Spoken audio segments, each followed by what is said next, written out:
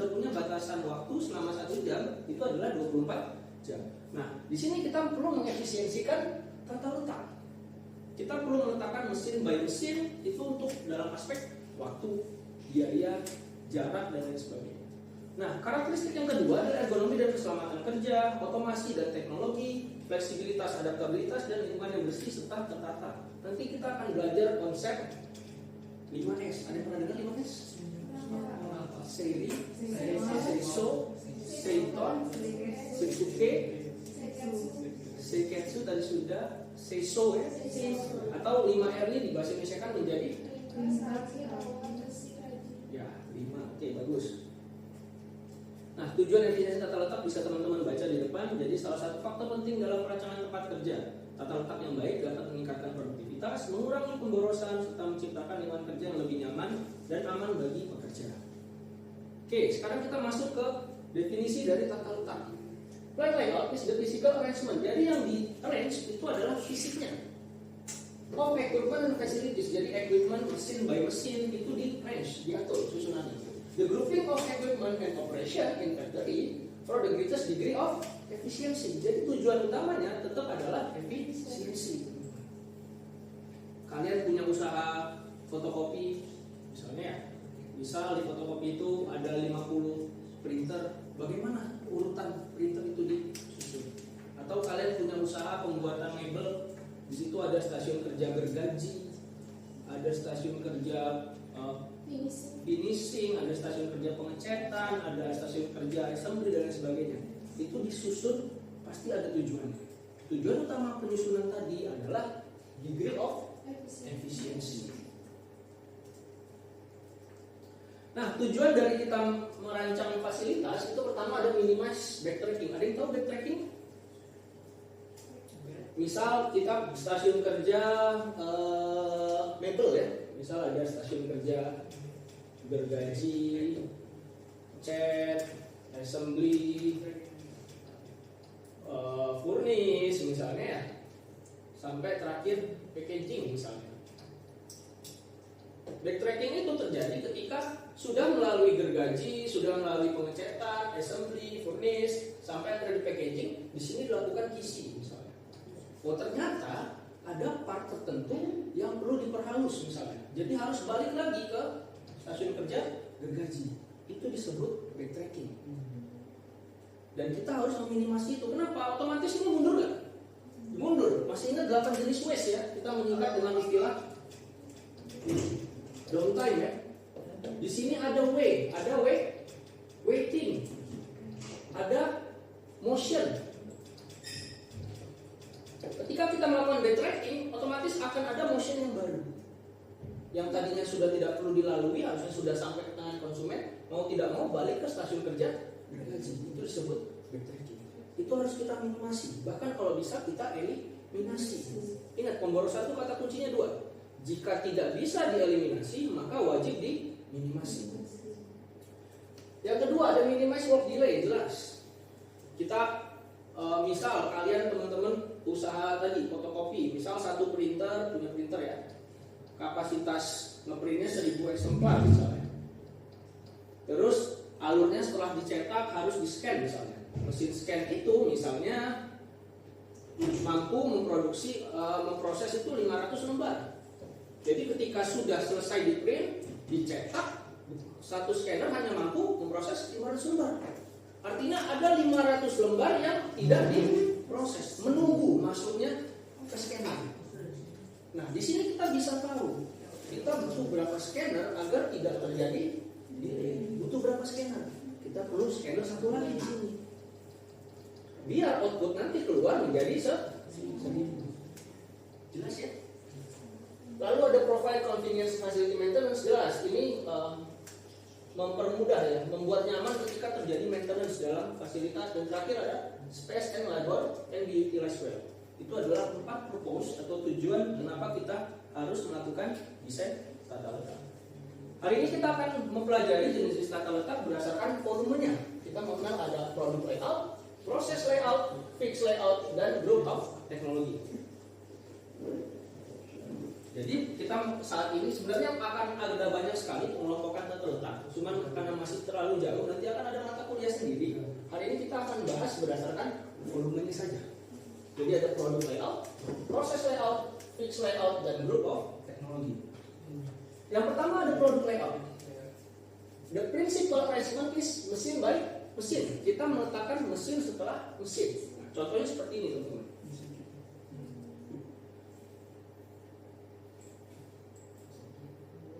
Contohnya misal stasiun kerjanya seperti ini. Ada yang tahu webnya apa? Mesin bubut. Web adalah bahasa Inggris dari mesin bubut. Misal kita punya stasiun kerja seperti ini. Ini kalau produk layout ya. Mesin after mesin. Jadi peletakannya mesin after mesin. Bayangkan, jika salah satu mesin trouble, misal mesin drilling trouble, apa yang terjadi? Bisa jalan produksinya? Karena mau masuk milling, dia butuh output dari mesin drilling. Artinya dari sini input masuk, diproses di sini berupa output work in process masuk sebagai input di mesin drilling. Dari sini ketika dia trouble, maka tidak akan ada input ke mesin drilling. Dari situ di produk layout kita bisa tahu kekurangannya. Apa kekurangannya? Kira-kira ada yang tahu? Kekurangannya adalah kita ketergantungan dengan mesin yang sebelumnya. Salah satu mesin trouble, maka proses produksi tidak akan jalan. Itu salah satu kekurangan dari produk layout. Jelas ya? Berbeda dengan temannya nanti. Jadi ini ya, ini juga bisa jadi contoh. Misal stasiun kerja 3 atau stasiun kerja 2 bermasalah, maka dia tidak bisa masuk ke stasiun kerja 3. Jadi bergantung dengan mesin sebelumnya. Karena masing-masing mesin kita punya hanya satu, tidak ada duplikasi. Di situ juga kalian bisa melihat kelebihan dari produk layout. Apa kelebihannya? Kita tidak butuh mesin yang banyak. Artinya tidak butuh ruangan yang besar, tidak butuh uang yang banyak. Biaya maintenance juga tidak setinggi ketika kita punya lebih dari satu mesin. Itu untuk produk. Lawan dari produk, jadi ini ya kelebihannya ya, can facilitate material flow, don't need big inventory, doesn't require skilled worker, karena masing-masing pekerja hanya menangani satu jenis mesin. Dia tidak butuh yang dia multitasking. Oke, selanjutnya kita masuk ke proses layout. Lawan dari produk layout adalah proses layout.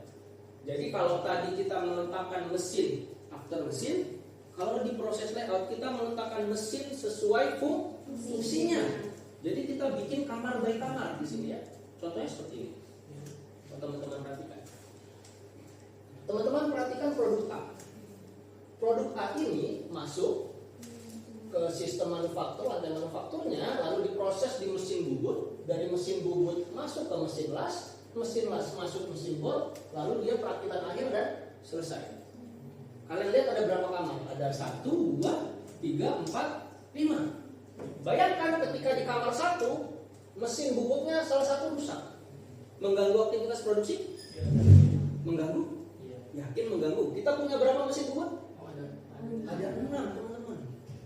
Salah satu rusak, masih ada mesin bubut yang lain. Berbeda dengan produk layout tadi. Salah satu mesin rusak, proses produksi tidak akan jalan.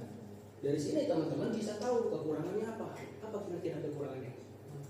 Mahal, ada duplikasi mesin. Apalagi butuh space. Betul? Ruangan yang sangat besar untuk menampung masing-masing mesin. Tapi kelebihannya dia tidak dependent. Ketika salah satu mesin trouble, dia masih punya mesin cadangan.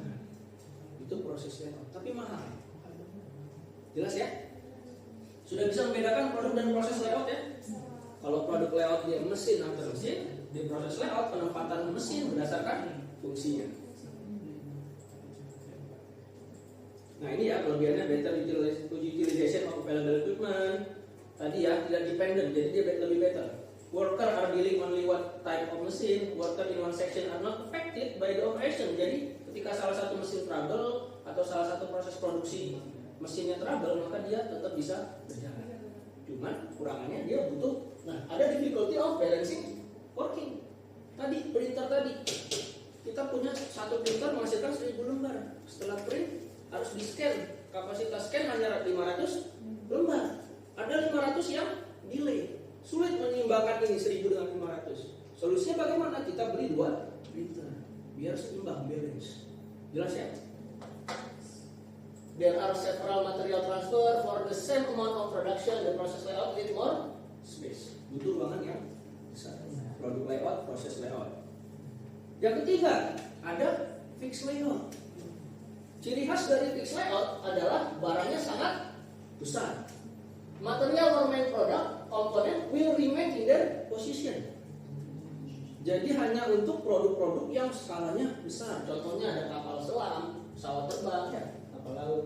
Nggak mungkin kita gotong kapal selam masuk ke kamar pengelasan. Nggak mungkin juga kita bawa ke kamar bubut dan lain sebagainya. Yang mendekat adalah mesinnya. Kalau tadi material atau produknya yang jalan-jalan, kalau sekarang malah mesinnya yang jalan-jalan. Karena main produknya sangat besar. Dari sini sudah kelihatan kekurangannya apa? Butuh space. Contoh pembuatan pesawat ini ya, dia ada halnya yang sangat besar. Mesin itu yang akan mendekat ke produk utamanya. While production facilities such as machine, people, and the other small component will move to the location. Kalau tadi produknya yang masuk ke kamar, sekarang mesinnya yang diam di tempat, mesinnya yang jalan-jalan. Jelas ya? Nah ini adalah contoh analogi ya. Tahu ya ini film apa ya? Cars ya, film Cars ya. Nah ini contoh analogi dari fixed layout. Si Luigi ya, Luigi yang akan muter, mesinnya yang akan muter. Lightning McQueen-nya dia akan stay di tempat, bukan Lightning McQueen yang ikut mengikuti si Luigi-nya. Jelas ya? Ya, teman-teman perhatikan ya. Yang muter adalah mesinnya. Ini adalah ilustrasi dari fixed layout. Jelas? Ada yang mau ditanya sama sini? Silakan. Berarti kalau fixed layout itu kan kita belajar ada make to stock, make to order, sama engineering to order. Artinya apakah bisa saya simpulkan bahwa ITO atau engineering to order itu fixed layout, kemudian MTS dan make to stock dan make to order itu sisanya tadi Pak? Oke, pertanyaannya bagus. Biasanya untuk proses layout itu hanya untuk perusahaan-perusahaan yang dia mass production ya, skalanya sangat besar. Sedangkan kalau dia fixed layout itu untuk project engineering. Jadi durasi pengerjaannya sangat lama, repetisinya sangat kecil. Berbeda dengan mass production kan dia tidak variatif ya, sangat banyak proses produksinya. Kalau di fixed layout dia untuk project engineering. Jadi satu project itu bisa makan waktu yang panjang. Makanya biasanya untuk skala produk-produk yang skalanya besar. Begitu. Saya harap bisa menjawab ya, Mas Suryo ya. Terima kasih, pertanyaannya bagus. Oke, jadi dari sini kita sudah bisa melihat ada 3 jenis produk tiga jenis layout berdasarkan volume produk yang dihasilkan. Lantas yang terbaik yang mana kira-kira? Ada yang tahu? Di tipe yang keempat kita mengenal ada yang namanya group of teknologi, gabungan antara produk dan proses layout. Jadi di produk layout mesin after mesin, salah satu mesin trouble maka proses produksi tidak akan jalan. Di proses layout tidak terpengaruh dengan trouble mesin, tapi butuh ruangan yang sangat besar dan duplikasi alat yang sangat banyak. Kira kita ambil namanya group of teknologi. Contoh seperti ini teman-teman. Misal ini ya, storage yang pertama ya. Proses yang di atas itu ada mesin bubut, mesin milling, drilling, lalu assembly. Dari assembly baru dia warehouse kalau jadi. Bayangkan ketika salah satu mesin, misal mesin bubutnya rusak, masih bisa jalan prosesnya? Kira-kira? LED-nya rusak, nggak bisa jalan? Yakin? Di tetangga ada nggak? Ada. Kita punya LED lagi nih. Jadi startnya tadinya dari sana, kita bisa berangkat dari sini baru ke milling, drilling dan seterusnya. Cuman duplikasinya tidak sebanyak yang proses layout. Tadi kita butuh 6 mesin bubut. Di sini cuman butuh duplikasi 2 LED-nya ya. Biasanya ini adalah gabungan antara proses layout dan produk layout. Jadi kelebihan dari proses layout, kelebihan dari produk layout itu diambil oleh group of teknologi. Begitupun kekurangannya dari masing-masing jenis tadi. Pak, izin saya bicara. Iya, silakan. Misal hasil drillnya rusak, masih bisa jalan nggak prosesnya? Masih. Kita punya mesin drill yang di atas. Tidak apa-apa. Jelas ya? Jadi tetap ada duplikasi tapi tidak sebanyak yang proses layout. Oke. Jadi udah ini ya, sudah saya rangkum di sini teman-teman ya, nanti silahkan dibaca.